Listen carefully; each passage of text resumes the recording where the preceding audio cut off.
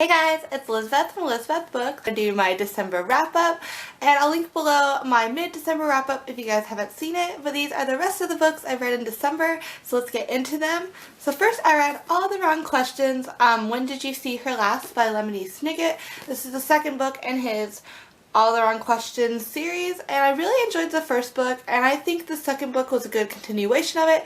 It's just kind of like a mystery story about Lemony Snicket going to this town. He's apprenticed to this woman, and they're just trying to like solve a mystery that's going on in the town, and I think this was a good continuation of the mystery, and it really reminds me of a series of unfortunate events.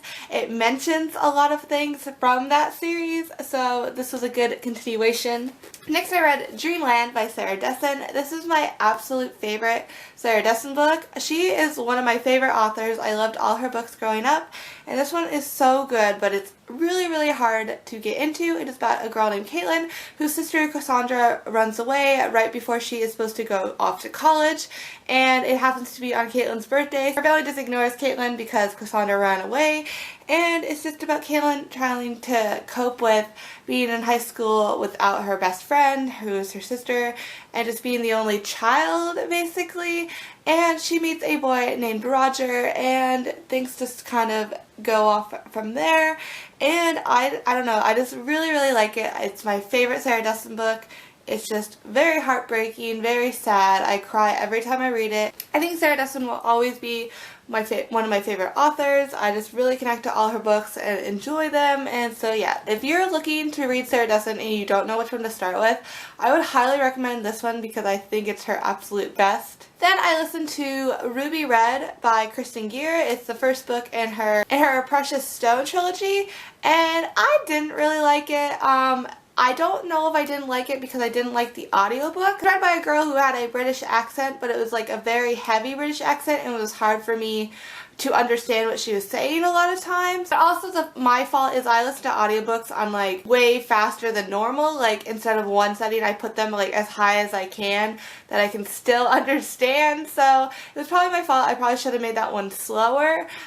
But I don't want to waste like 12 hours listening to an audiobook when I can listen to it for 6 hours, you know, because I can read a book in like 2 hours. So I don't need to be listening to it for 12, you know what I mean? And so, I don't know, it was okay. It's about this girl, and in her family there is a gene that people can time travel, and they always thought it was her cousin, but it's actually her. And it's just about her like telling her family and going back in time on these adventures, but I don't know, I didn't enjoy really any of her adventures. They weren't very exciting. I didn't really like any of her family or characters. It was just a very meh book. I gave it 3 stars. It would probably be like 2.5. And I don't think I'll continue with the series. I mean, I read it for free at the library, but there was nothing that like hooked me. So I don't really want to read it anymore. I don't know. We'll see. Maybe throughout the year I'll have an urge to read more of it, but for now, I'm fine with it. I didn't really enjoy it. Then on my Kindle I read Revenge, Ice Cream, and Other Things Served Cold by Katie Finn. This is Morgan Mattison's like pen name, and all of these books are younger. They're all for like preteens, I feel like. And this is just a continuation of her book Broken Hearts, Fences, and Other Things to Mend, and it's just a revenge story.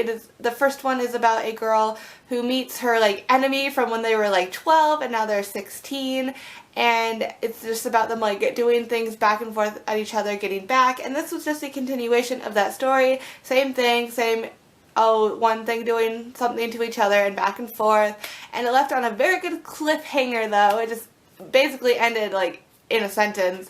And so I will read the third one when it comes out, but they were all just, you know, it's a library read. It's nothing important or like exciting really. It's just very petty back and forth drama between girls that I should not find entertaining, but it's like half entertaining and half not, and it's just like, you know, Pretty Little Liars, any of those like revenge stories. So yeah, I will read the next one. Not because it's great literature or anything, just because it is cute and exciting and I want to know how that one ends. Then I read Shouldn't You Be in School by Lemony Snicket. This is the third book in the All the Wrong Questions series, and I didn't really like this one as much as the first two. Just a continuation of the mystery, can't really go into it. But this one did have a lot more references, I think, to a series of unfortunate events. So I liked those aspects, but I didn't really like the mystery part in this one. It wasn't as exciting. I gave it one less star than normal. But I am excited to pick up the fourth one. I will buy it because I own the rest of the series to see what happens and to see the conclusion of the series. I reread The Fault in Our Stars by John Green, and I mean, everybody, you all know what this is about, you know, this very popular book. And I reread it because I was like, oh, did I actually like this book? I don't really remember. I read this a few years ago, I think, like, you know, when it came out.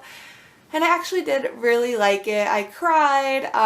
It's a very well written book. I feel like the story flowed really well. I liked all the characters. I don't know. And like, compared to the movie, it is so much better. I just didn't really like the movie. I don't know. It just didn't really like it. And so I loved the book. It was very good. I'm going to keep it and probably reread it again and cry because it was a very good cry from this. Then I read 34 Pieces of You by Carmen Rodriguez.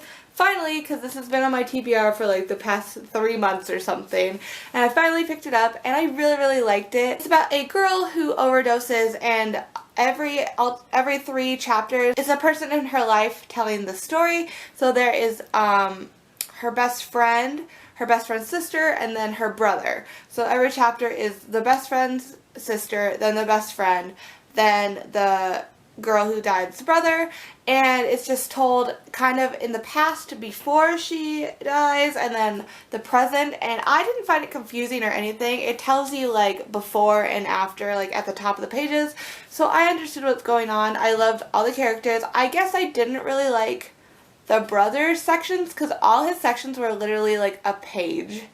Like, they gave the best friend and the best friend's sister, like, you know, like 3 or 4 pages per chapter to get into a story, and the brothers would all be like a page or 2. So he wasn't very, like, I gave it 4 stars because I didn't really like his section. I loved the best friend and the best friend's sister. The best friend's sister was probably the best character. I loved her, and it was very sad, and it's not like, I thought it would be kind of like 13 Reasons Why, and it's kind of like a way less complex version of that one, but I think it was still really good and I enjoyed it. And finally in December I read Burn for Burn by Jenny Han and Siobhan Vivian. It was okay. It's just a revenge type story told in 3 alternating chapters, just like that last book. It's told by this girl Lillian, Kate, and Mary.